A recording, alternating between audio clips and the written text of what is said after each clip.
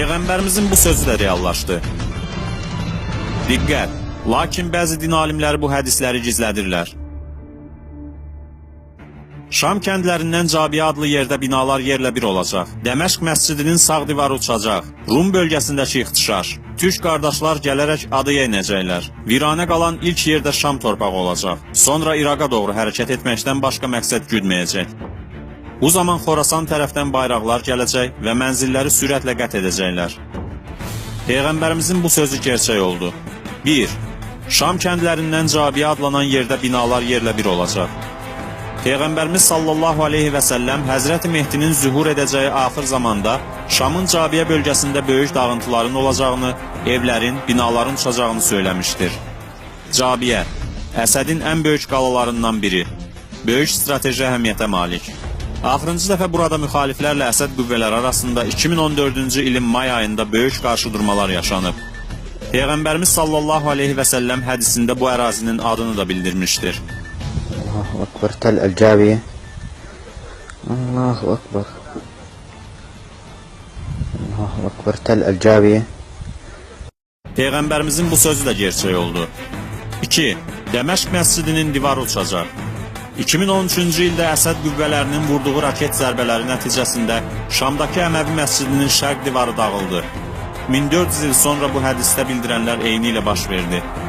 Gördüyünüz kimi Peyğəmbərimiz sallallahu aleyhi və səlləm 1400 il əvvəl bu divarın dağıdılacağını bildirib və 1400 il sonra bu hədisdə bildirilənlər eyni ilə baş verdi.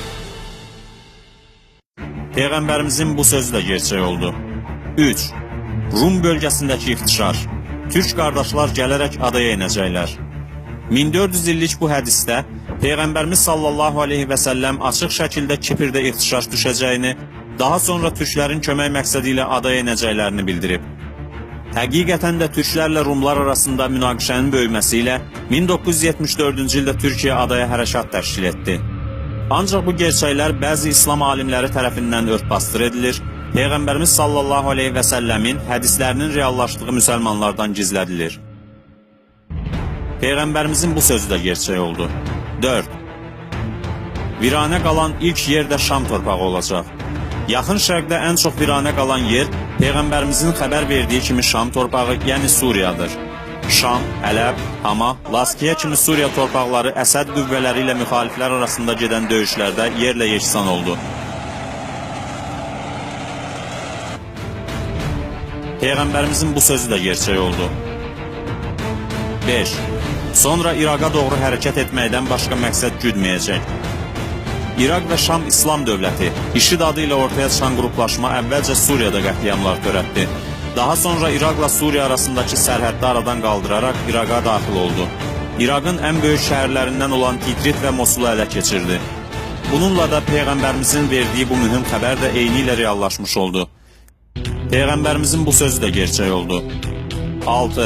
Bu zaman İran tərəfindən bayraqlar gələcək və mənzilləri sürətlə qət edəcəklər.